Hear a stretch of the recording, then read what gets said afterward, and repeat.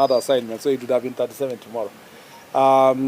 This is the county number 36 we are visiting since we started Jukwaa Usalama, and I just want to say that it's been a great journey, starting all the way from county number 1 in Mombasa, and everywhere we have visited, we have had very robust critical analysis of the security situations in every county. We start with security meeting, and as you can see, we have had 1.5 hours meeting with our regional and county security team. The idea is to realign our vision, to get security briefing, and to prepare ourselves for really what is very important, which is reorganizing our plans and strategies to deliver to the people of Kenya. It's also followed then by the Jukwaa Usalama forum itself, where we engage the rest of the county security officers, from the assistant chief, OCSs, ACCs, DCCs, commanders at a different level. And the idea is to make sure that, again, what we have discussed during the security meeting, we firm it up by getting more information and strategies on how to make our counties safe. Kakamega is one of our largest counties in the country, highly populated, with 12 constituencies. And Kakamega is also a very strategic regional headquarters, and therefore very strategic for our country. In terms of economic contribution, a number of factories are here. Farming is a very important economic activity in this county, and there's a lot of business and trade between Kakamega and the neighboring counties. It makes, therefore, Kakamega a very strategic county of interest. And when the Kakamega coughs, many of the areas in the country catch cold. And it's important for us to make sure that this county is safe and this region is safe.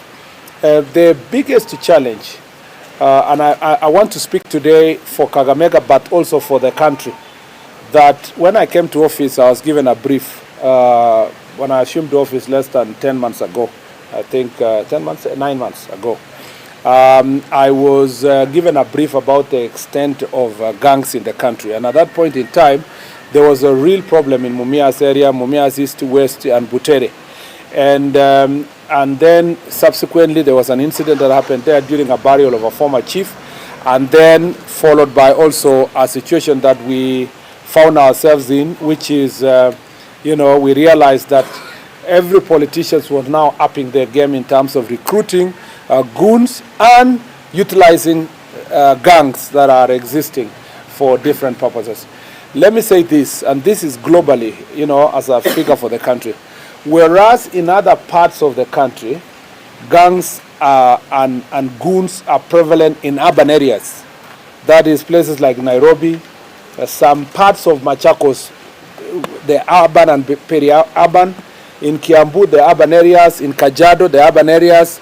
As I said, in Nakuru, the urban areas.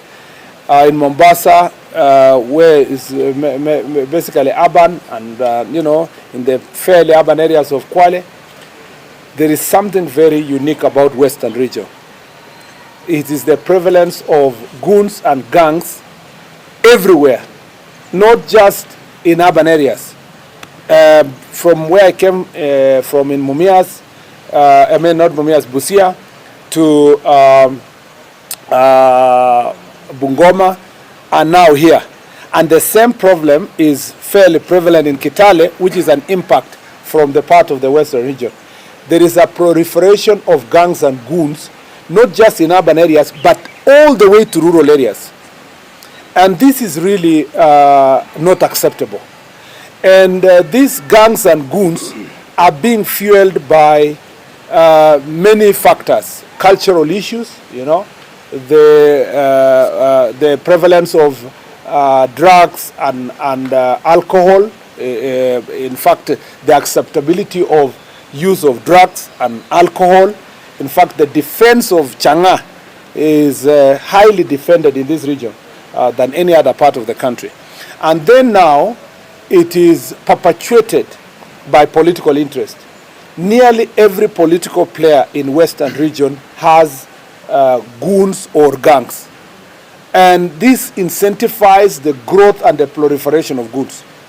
An MCA has up to 100 people that they walk around with and they call their gangs. The scale goes up. MPs up to 200, 300, depending on their capacity, up to 500. The same to county leaders. You now moves from 500 to 1,000 to 2,000. And this has actually made goonsism and gangs business become very prevalent because it is paying with a stipend every time there is an event along weekends. Therefore, if we have to dismantle the goons and gangs, we need a full cooperation of the elected and aspiring leaders in this region. This is a conversation. It will not end with Jukwaa Usalama today. I would want to come back to have a meeting with opinion leaders, church leaders, other opinion leaders, other elected and aspiring leaders. We must, all of us, have a honest conversation that we do not want to have any part of Kenya, and particularly our region, become a place where gangs and goons are prevailing. But that does not mean that we will abdicate our responsibility from the security sector. From our security meeting this morning, we have agreed on certain strategies, some which I can explain to the public, some that I do not need to make it to the public, that within the next 1 month, we need to see most of these gang leaders and gangs operating and goons facing the full force of the law, particularly those that are actually engaging in criminal activities. I also extend my plea to leaders that they must be ready to work with us. They must be ready to work with us. And anyone who is maintaining and paying young people to commit criminal offenses, cause disturbances, assault, violence, robberies, we are not just coming for the gang leaders and gangs, but we will also come for you.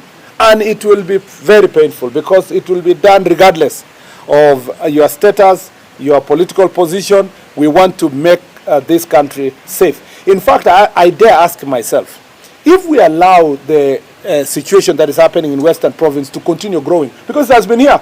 It's not a phenomenon that has just happened because we came to office or this administration came to office. This is something that has been almost domesticated, and a lot of compromise has been made for the longest. It is the responsibility of government to govern every part of Kenya, not to abdicate its responsibility and give any part of this country or any part of our country to goons and gangs. Therefore, a special security team shall be deployed to this region to cover all the counties in the region up to Trans Nzoia. A lot of good work is now going on in Trans Nzoia. 2 days ago, 175 goons were arrested and taken to court. In the past, we have had situations where judiciary does not understand the seriousness of this issue. In fact, part of the reason why people think that nothing can be done is because sometimes some of these people are arrested, taken to court, and they are released on free bond. And the danger with that is that because we are trying to enforce the law, nobody from the village will come to testify in court if they know that that person is not going to, the courts are not going to take seriously the issues that are related to gangs and goons. For that reason, therefore, we will extend this conversation to the judiciary and the ODPP that we must work together. It is not about us. It is not about executive. It's about the country. And I really, really appreciate some of the magistrates that have done a very good job in other parts of the country to make it very punitive for these people to continue perpetrating the criminal activities that have actually been perpetrating. And therefore, the strategies we are going to put in place must bear fruit. We want to make, you remember when Mumia's East and West issue happened early this year, and the IG sent a special team to do some work. We have had relative calm, but we can do better. We can do better. Our idea is not to pacify. We must actually get rid of, so that the society, we get back to a society where political aspirants with their opponents political leaders with their competitors will hold same meeting, speak in same meeting, shake hands and go home in a peaceful environment. We have using a lot of resources. Every time there is a public meeting, there is a political meeting, we are deploying between 50 and 100 police officers to funerals. This is not tenable. Yet in other parts of the country, funerals happen without even a single police officer, because this is a very solemn moment and family is trying to bury their loved one. There is no reason why it is being made to become a theater of violence. And I just want to say that this is, we take this, if there is nothing we are going to take from Western region, it is I mean, if there is anything else we will want to see done in this region, and which I want you to follow as we dismantle, it is this issue of goons and gangs. And it's going to be very painful. It's going to be painful to the boys and girls, but in most cases it's boys who are involving themselves in this trade, and it's also going to be painful with those financiers and the people who are trying to maintain them. Now, because of this existence of these gangs who operate during the day as political security and gangs, at night and goons, at night they are actually utilizing their time stealing cows. In places like Butere, for example, cattle theft is very high. And again, a good amount of work was done. A number of guns were confiscated. Some people are in court, and we have said that this crackdown must continue until we end this issue of cattle theft. There is also another big problem in this place, which is the prevalence of changa, particularly this county. Whereas in other counties we deal with adulterated ethanol and other alcohol, types of alcohol that are smuggled from border counties, this county is a leading producer of changa in the Republic. I just want to say that it is the leading in the whole nation. And the danger with this is that most of this brewing of this alcohol is not to the standards of CAPES, it's not licensed, and therefore, some of it is done industrial scale and sold in the neighboring counties. I want to say that, again, a lot of good job has been done. We have netted in 6 months, in 8 months, over 30,000 liters of changa that have been confiscated, abandoned by the people. People have been charged. A good number of the suspects have been charged, and the work is going on to make sure that we deal with this issue. Also, that includes drugs, particularly marijuana. In some parts of this county, there is a level of acceptability of marijuana in some parts, especially bordering Vihiga County and other places. And a lot of work is going to be done and continues to be done to deal with the large-scale producers and distributors of bhang in this county. The third issue that is of great concern is defilement. Just like Busia and Bungoma and this county, defilement cases are really alarming. You know, to the rate of 18, 15 per month. You know, there have been over 100 defilement cases in the last 8 months. That should tell you something about the prevalence of this act. This is being fueled by